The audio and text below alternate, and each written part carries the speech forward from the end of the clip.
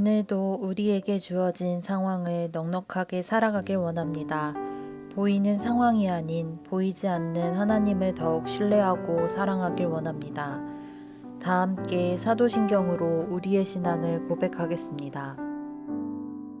전능하사 천지를 만드신 하나님 아버지를 내가 믿사오며 그 외아들 우리 주 예수 그리스도를 믿사오니 이는 성령으로 잉태하사 동정녀 마리아에게 나시고 본디오 빌라도에게 고난을 받으사 십자가에 못 박혀 죽으시고 장사한 지 사흘 만에 죽은 자 가운데서 다시 살아나시며 하늘에 오르사 전능하신 하나님 우편에 앉아 계시다가 저리로서 산자와 죽은 자를 심판하러 오시리라. 성령을 믿사오며 거룩한 공회와 성도가 서로 교통하는 것과 죄를 사하여 주시는 것과 몸이 다시 사는 것과 영원히 사는 것을 믿사옵나이다. 아멘.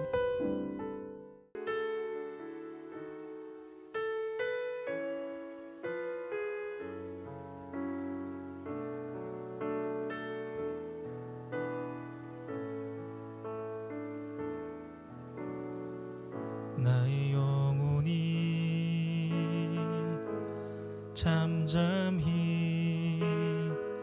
하나님만 바라미요 나의 구원이 그에게서 나는 도다 나의 영혼아 잠잠히 하나님만 바라라 나의 소망이 저에게서 나는 도다 나의 영혼이 간절히 여호와를 갈망하며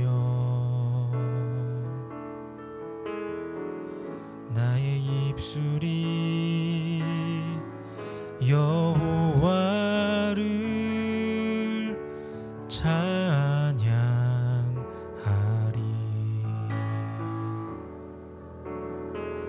나의 영혼이 즐거이 여호와를 따르리니 나의 평생에 여호와를 송축하리 오직 주만이 나의 반석 나의 구원이시니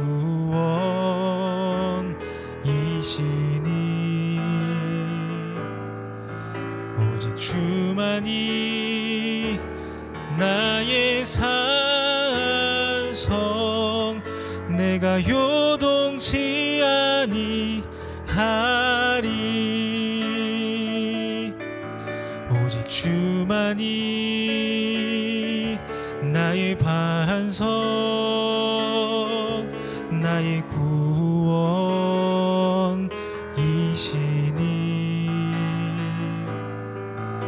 오직 주만이 나의 산성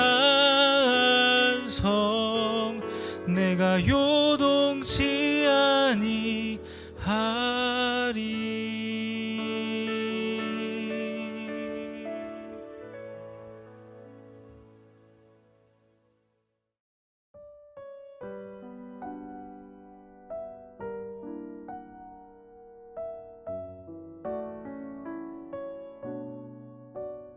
내 형제들아, 영광의 주 곧 우리 주 예수 그리스도에 대한 믿음을 너희가 가졌으니 사람을 차별하여 대하지 말라. 만일 너희 회당에 금 가락지를 끼고 아름다운 옷을 입은 사람이 들어오고 또 남루한 옷을 입은 가난한 사람이 들어올 때에 너희가 아름다운 옷을 입은 자를 눈여겨보고 말하되 여기 좋은 자리에 앉으소서 하고 또 가난한 자에게 말하되 너는 거기 서 있든지 내 발등상 아래에 앉으라 하면 너희끼리 서로 차별하며 악한 생각으로 판단하는 자가 되는 것이 아니냐. 내 사랑하는 형제들아 들을지어다. 하나님이 세상에서 가난한 자를 택하사 믿음에 부요하게 하시고 또 자기를 사랑하는 자들에게 약속하신 나라를 상속으로 받게 하지 아니하셨느냐. 너희는 도리어 가난한 자를 업신여겼도다. 부자는 너희를 억압하며 법정으로 끌고 가지 아니하느냐. 그들은 너희에게 대하여 일컫는 바 그 아름다운 이름을 비방하지 아니하느냐. 아멘. 반갑습니다. 오늘 야고보서 2장 1절부터 7절을 중심으로 기준이라는 주제의 말씀을 함께 나누겠습니다. 야고보는 오늘 본문을 통해서 외적 조건으로 차별하는 문제에 대해서 강력하게 경고합니다. 1절입니다. 내 형제들아 영광의 주 곧 우리 주 예수 그리스도에 대한 믿음을 너희가 가졌으니 사람을 차별하여 대하지 말라. 자, 그런데 차별해서 대하지 말아야 되는 이유에 대해서 너희가 예수님에 대한 믿음을 가졌기 때문이다. 이렇게 설명을 하시죠. 믿음은 무엇입니까? 보이는 대로 행하지 않는 겁니다.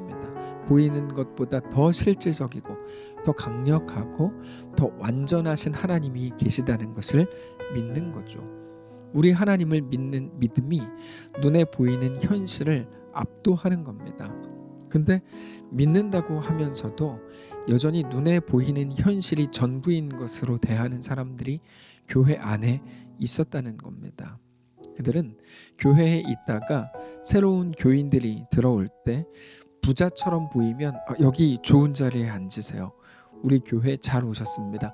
이렇게 환영을 하지만 반대로 좋지 않은 옷을 입고 남루해 보이는 가난해 보이는 사람들이 들어오면 그냥 저기 구석에 앉았다가 가세요. 이런 식으로 말을 한다는 거죠. 2절입니다. 만일 너희 회당에 금가락지를 끼고 아름다운 옷을 입은 사람이 들어오고 또 남루한 옷을 입은 가난한 사람이 들어올 때 너희가 아름다운 옷을 입은 자를 눈여겨보고 말하되 여기 좋은 자리에 앉으소서 하고 또 가난한 자에게 말하되 너는 거기 서 있든지 내 발등상 아래에 앉으라 하면 이렇게 되어 있는데요. 여기에서 그들이 평가하고 판단하는 기준이 무엇이었습니까? 금가락지 혹은 좋은 옷이냐 반대로 남루한 옷 가난한 사람이냐 이런 것이었다는 거죠. 그런 눈에 보이는 것들로 그들을 판단하더라는 겁니다. 자, 하나님께서는 그 한 사람을 어떻게 판단하십니까?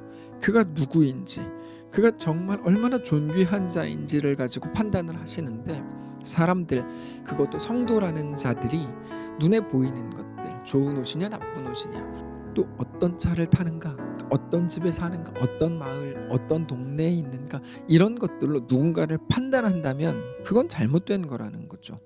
네, 눈에 보이는 것이 전부가 아닌 자들이 바로 성도입니다. 그런데 성도들이 눈에 보이는 것을 기준 삼는다면 그것은 심각한 문제가 있다는 거예요. 하나님의 마음은 훨씬 더 중요한 거거든요. 하나님이 기뻐하시는지 그렇지 않은지가 훨씬 더 중요하죠. 기준이 우리 눈에 보이는 무언가가 아니라 오직 하나님이 되어야 합니다. 왜 그럴까요? 결국에 그들의 돈의 많고 적음이 하나님 앞에서의 온전하거나 연약한 것과는 아무런 관계가 없기 때문입니다. 뿐만 아니라 우리가 하나님의 마음을 잘 알아야 되는데 하나님은 모든 연약한 자들을 품어주시는 분이기 때문입니다. 5절입니다. 내 사랑하는 형제들아 들을지어다. 하나님이 세상에서 가난한 자를 택하사 믿음에 부요하게 하시고 또 자기를 사랑하는 자들에게 약속하신 나라를 상속으로 받게 하지 아니하셨느냐 이렇게 돼 있죠. 가난한 자, 약한 자가 다 옳다는 말이 아닙니다. 다만 1장 9절에서도 말씀을 주셨듯이 하나님이 가난한 자를 선택해서 믿음에 부요하게 하시고 그렇게 믿음이 부요하게 된 자들에게 하나님 나라를 상속받게 하시는, 그렇게 하나님의 자녀가 되게 하셨다는 거죠.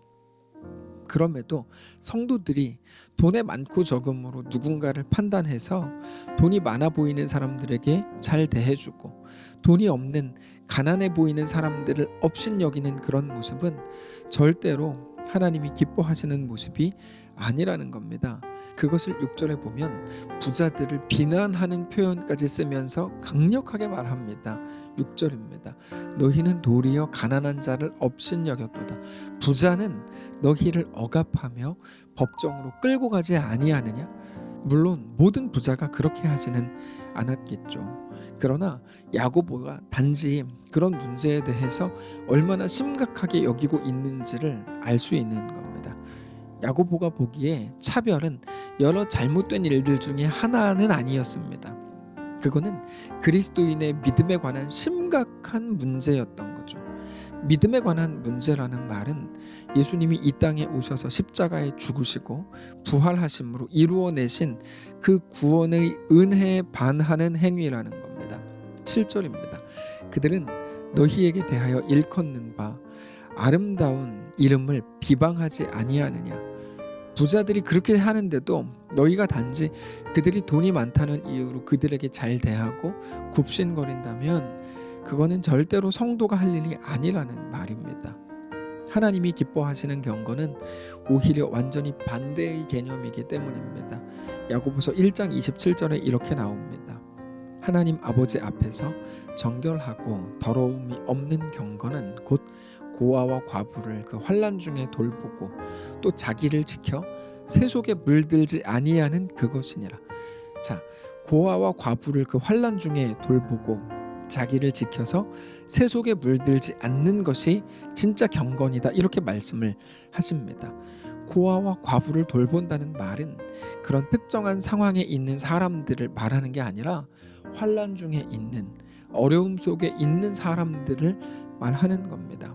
그런데 그들을 돌보고 자기를 지켜서 세속에 물들지 않아야 된다고 말씀을 하시는데, 세속에 물들지 않는다는 말은 눈에 보이는 것이 전부인 것으로 행하지 말아야 된다는 말입니다. 믿음으로 행해야 된다는 거죠. 사랑하는 성도 여러분, 오늘 이 말씀으로 우리의 삶을 비추시기를 바랍니다. 우리의 모습이 보이는 것으로 행하는 게 아니라 믿음으로 행하는 모습이시기를 바랍니다. 우리가 이 땅을 살면서 눈에 보이는 것이 아닌 믿음으로 행하는 것이 만만한 일은 절대로 아닐 겁니다.